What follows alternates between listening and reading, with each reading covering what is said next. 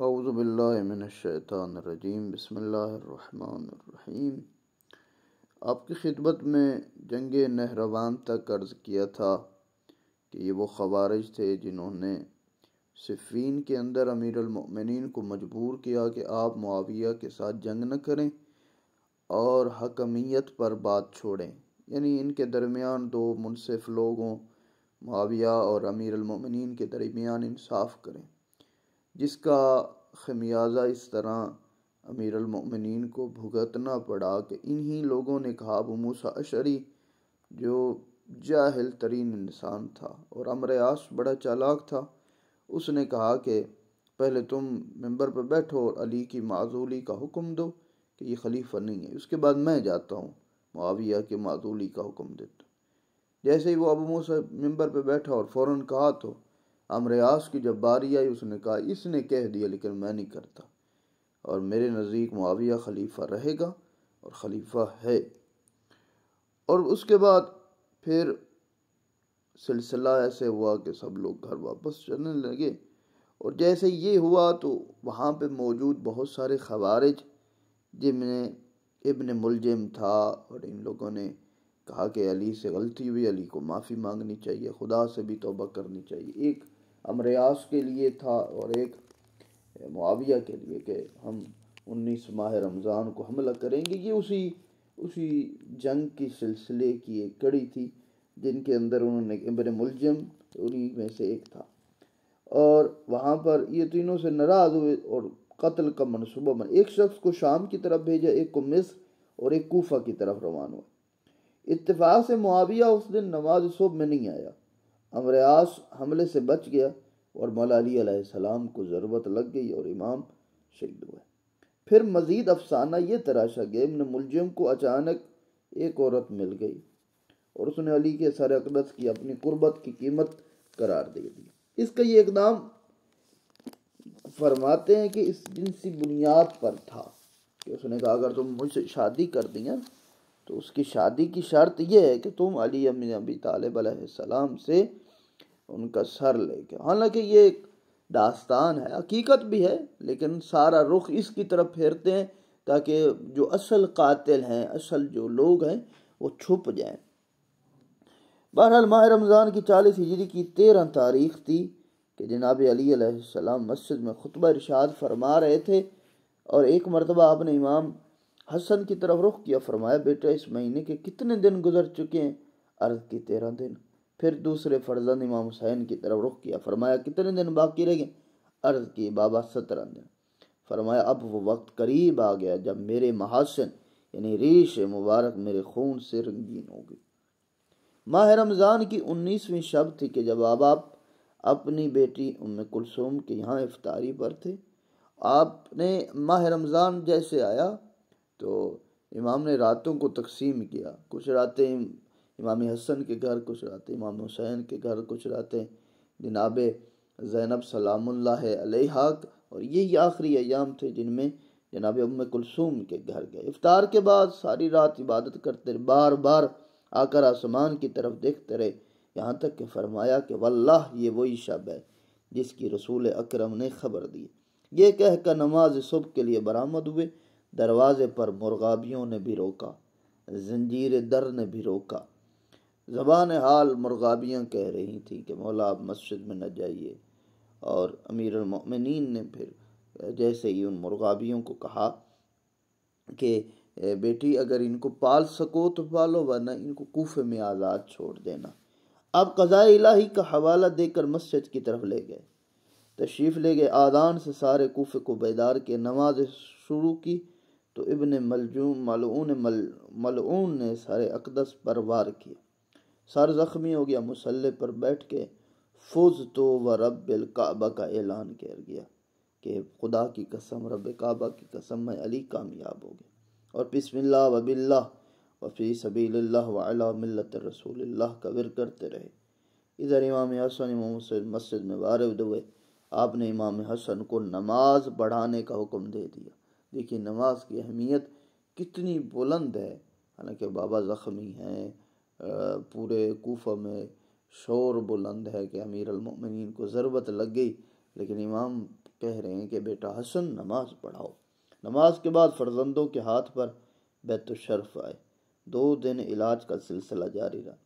اس درمیان ابن ملجم گرفتار ہو کر آیا تو قانون اسلامی کے مطابق قصاص کا فیصلہ کر کے اس کی سیرابی کا حکم دیا کہ اس کو پانی پلایا جائے، اور 21ویں کی رات میں وصیت تمام کر کے دنیا سے رخصت ہوئی۔ امام حسن اور امام حسین نے حسب وصیت اپنے بابا کو غسل و کفن کا انتظام کیا، اور ظاہر کوفہ جسے نجف کہا جاتا ہے ایک مقرر مقام پر دفن کر، جہاں نوح کے دور سے طے چکا ہوتا۔ ملائکہ آسمان نے دفن میں مدد کی، روح رسول اللہ نے استقبال کیا، آخر کار جو کعبہ سے لے کر آیا تھا اسی کے حوالے کر دیا۔ اب مولا علی علیہ السلام نے وصیت کے مطابق غسل و کفن ہوا اور فرمایا کہ پیچھے سے اٹھانا، آگے سے ملائکہ اٹھائیں گے، اور یہ نوح اور حضرت آدم علیہ السلام کے درمیان جو نجف اشرف ہے وہاں پہ قبر بنائی تیار ہوئی تھی، جس کی خاک ہٹائی اور امیر المومنین کو وہاں انہوں نے دفن کر دی۔ ایک مدت تک قبر مخفی رہی، مخصوص افراد زیارت کے لیے جاتے تھے۔ ہارون الرشید کے دور میں بادشاہ شکار کے لیے نکلا، شکاری کتے ایک مقام پر بیٹھ گئے، اس نے ہرن کا تعقب کر رہا تھا، رک گیا۔ افراد جو اطراف میں رہتے تھے ان سے تحقیق کی تو انہیں بتایا کہ ایک ولی خدا ہیں جن کو حضرت علی کہا جاتا ہے، ان کی قبر ہے۔ اس قبر کا اعلان ہو گیا، جس کے بعد مسلسل روزے کی تعمیر رہی، اور یہ انشاءاللہ صبح قیامت تک بنا رہے گا۔ رسول اکرم نے حضرت علی کو شہر علم کا دروازہ بنایا، اور شیخ توسی رحمۃ اللہ یہاں حوزہ علمیہ قائم کر دیے۔ تقریباً 1050 سال ہو گئے ہیں اس حوزے کو، یہ مدرسہ قائم ہے، اور دینی تعلیم کے اعتبار سے کائنات کا سب سے عظیم ترین ادارہ ہے۔ یہاں کے فارغ التحصیل افراد رؤسائے مذہب مراجع تقلید بنتے رہے، اور بسلسلہ بحمد للہ آج بھی جاری ہے۔ نجف اشرف جو مومنین جانتے ہیں بہت بڑا حوزہ علمی ہے، اور آج بھی قم بھی ہے اسی طرح، لیکن سب سے قدیمی جو حوزہ ہے اور وہ نجف اشرف ہے۔ اب امیر المؤمنین کی خصوصیات جو اللہ کی طرف سے ان کو مل گئی۔ یوں تو ہر انسان کی زندگی میں کچھ خصوصیات پائی جاتی ہیں، وہی اس کی شخصیت کی علامت، لیکن امیر المومنین کا معاملہ اس سے بالکل مختلف ہے۔ آپ کی زندگی کا کوئی گوشہ ایسا نہیں جو انفرادیت کا حامل نہ ہو، یہ صرف اپنی ذات تک بہت ساری چیزیں ہیں۔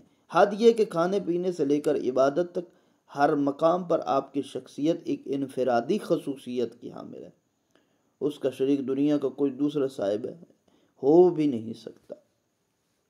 غذا کے اعتبار سے دیکھیے، ہمیشہ جو کا آٹا نوش فرماتے، کبھی گندم کو ہاتھ نہیں لگا۔ جو کے آٹے میں بھی یہ ہدایت تھی کہ اسے چھانا نہ جائے، اپنی اصلی حالت میں استعمال کیا جائے۔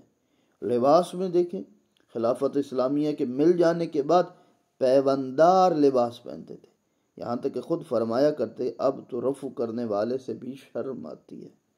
مکان کے اعتبار سے ساری زندگی مکان کا انتظام نہ کرتے، کوفہ میں بھی ایک عاریتاً مکان میں دور خلافت گزارا۔ معیشت کے اعتبار سے بیت المال کے مال کو ہاتھ نہیں لگا، ہمیشہ اپنے زور بازو کی کمائی پر گزارا کرتے تھے۔ کارنامے کون سے تھے آپ سے مخفی نہیں ہیں۔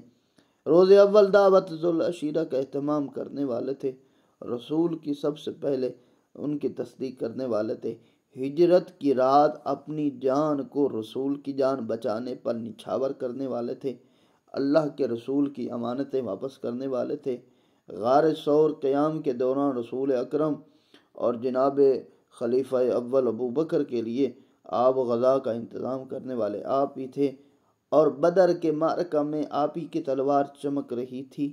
احد کے معرکہ میں سب لوگ فرار ہو گئے، لیکن آپ ہی رسول کے ساتھ رہے، اور کسی نے آ کے پوچھا یا علی آپ نے کیوں نہیں چھوڑا؟ تو فرمایا کیا میں مسلمانوں کے ہونے کے بعد کافر ہو جاتا؟ خندق کے معرکہ میں کل کفر کا سر آپ ہی نے قلم کیا، خیبر میں مرحب و انتر کا خاتمہ آپ نے کیا۔ آیت نجوہ جہاں پر رسول اللہ کو بہت سارے اصحاب آ کے اذیت کرتے تھے، کہتے تھے مجھ سے بات کرے، اکیلے میں مجھ سے بات کرے، تو اللہ نے آیت نجوہ اتاری کہ اگر جس نے رسول سے بات کرنی ہے تو اسے صدقہ دینا چاہیے۔ تو امیر المومنین کے سوا کوئی شخص نہیں تھا جو صدقہ دے کر رسول سے بات کرتا ہوں۔ علمی اعتبار سے رسول اکرم نے ارشاد فرمایا کہ میں علم و حکمت کا شہر ہوں اور علی اس کا دروازہ ہے۔ امت کا بہترین قاضی قرار دیا اور بہت ساری ایسی قضاوتیں کی ہیں کہ عقل حیران ہو جاتی ہے۔ بہت سارے خلفاء جو ان سے پہلے گزر چکے تھے جنہوں نے قضاوت صحیح نہیں کی، اور جیسے ہی امیر المومنین نے آ کے مسئلہ بتایا تو کہتے تھے لولا علی لہلک فلاں، کہ میں اگر آج علی نہ ہوتے تو میں ہلاک ہو جاتا۔ ممبر کی بلندی سے کہتے تھے سلونی قبل ان تفقدونی، کون ہے جو مجھ سے پوچھنے والا، پوچھو اس سے کہ پہلے کہ میں تم سے جدا ہوں۔ ایسا کوئی شخص نہیں گزرا کہ جس نے یہ دعویٰ کیا ہو۔ حکام وقت میں مشکلات کی طرف جب بھی ہوتی تھی تو یہ امیر المومنین کی طرف آ جاتے تھے، اور جتنی عظیم شخصیتیں فقہی ہوں، ادبی ہوں، اخلاقی ہوں، سب کا سلسلہ شاگردی کے اعتبار سے امیر المومنین کی ذات اقدس کو پہنچتا ہے کہ سب امیر المومنین کے شاگرد ہیں۔ مختلف علوم میں، علم نحو ہے، علم صرف ہے، جو بھی علوم ہے، سب کا مرکزی کردار امیر المومنین۔ اخلاقی اعتبار سے کیسا تھا؟ غلاموں کے ساتھ آپ ایسا برتاؤ کرتے تھے کہ انہوں نے غلامی اور آزادی پر ترجیح دے دی تھی، کہ جیسے جناب قمبر ہیں کہ ہمیشہ کہا کہ اے مولا میں آپ کی غلامی میں ہی رہنا چاہتا ہوں۔ محاصرے کے دوران خلیفہ ثالث کے لیے پانی کا انتظام کرنا، اور ابن ملجم جیسے یہ ملعون گرفتار ہوا، اس کے لیے پانی کا انتظام کیا۔ قرآنی اعتبار سے آیت ولایت، تطہیر، مباہلہ جیسی کم سے کم 313 آیاتیں ایسی ہیں جس میں واضحت کے ساتھ آپ کے کمالات کا اعلان کیا۔ ویسے تو سارا قرآن کا محور و مرکز آپ ہی کی ذات گرامی ہے، اور جہاں بھائی فرماتے ہیں علماء یا ایھا الذین آمنو، وہاں مراد امیر المؤمنین۔ سیاسی اعتبار سے دیکھیے رسول اکرم کی شہادت کے بعد سخت ترین حالات بھی آئیں تو حق کا مطالبے کے لیے تلوار نہیں اٹھائی، کہ مذہب حق کے تحفظ کے لیے، اسلام کے تحفظ کے لیے آپ نے خاموشی اختیار۔ 25 سال علی نے صبر کیا ہے، اور جیسے ہی خلافت پہ آئے اور جنگ جمل ہوئی، صفین ہوئی، نہروان ہوئی، شجاعت دکھائی ہے کہ اب اسلام خطرے میں، پہلے کے مقابلوں میں اب زیادہ اسلام کی بہت زیادہ کمزوری ہو سکتی ہے، لیکن امیر المومنین نے پھر شجاعت دکھائی۔ اپنے جملہ حقوق کے غصب ہو جانے کے بعد بھی حکام وقت کو مشورے دیتے رہے، مشکل کشائی کرتے رہے، اور اسی طرح خلیفہ ثالث عثمان کا جب مسلمانوں نے محاصرہ کیا تو امیر المومنین ہی جا کے ان کی صلح کرواتے تھے اور کہتے تھے یہ تم نہ کرو، یہ بھی کرو، یہ نہ کرو، مشورہ دے کر، تاکہ مسلمان واپس چلے جائیں۔ جمل کی فتح کے بعد ام المؤمنین کو بڑے احترام کے ساتھ انہیں مدینے پہنچایا۔ صفین میں معاویہ نے پانی بند کر دیا، لیکن جب آپ کا نہر پہ قبضہ ہوا تو امیر المؤمنین نے عام پانی دینے کا اعلان فرما دیا۔ اور اسی طرح جب آپ کے سامنے مختلف شکلوں میں یہ دنیا آتی رہی، ہر مرتبہ ٹھکرا دیا، جب تک مذہب کی ضرورت پیش نہیں آئی تخت حکومت کی طرف مڑ کر بھی دیکھنے کا ارادہ نہیں، بلکہ صفین کے موقع پر مقام ذیقار میں اپنی بوسیدہ نعلین کی مرمت کرتے ہوئے ابن عباس سے فرما دیا کہ میری نگاہ میں یہ جوتیاں جو میرے ہاتھ میں اور جنہیں میں انہیں جوڑ رہا ہوں تمہارے تخت و تاج سے کہیں زیادہ قیمت رکھتی ہیں۔ دنیا کو تو میں نے 3 طلاقیں دے دی ہیں، اور دنیا میرے برابر قدموں میں آتی رہی، لیکن آپ نے اس کی طرف توجہ ہی نہیں کی۔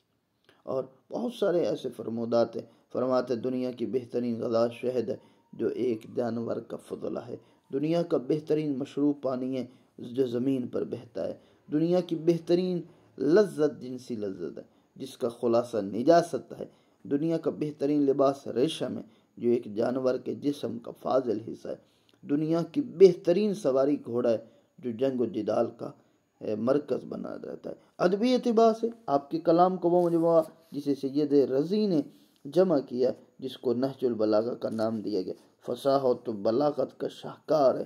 علماء لغت و ادب نے تحت الکلام الخالق فوق کلام المخلوق کہہ کر یہ قلم رکھ دیا ہے کہ اس سے زیادہ جامع تعریف کا امکان ہی نہیں ہے، کہ امیر المومنین کا جو کچھ کہتے تھے وہ بلاغت و فصاحت کے اعتبار سے ہوتا تھا۔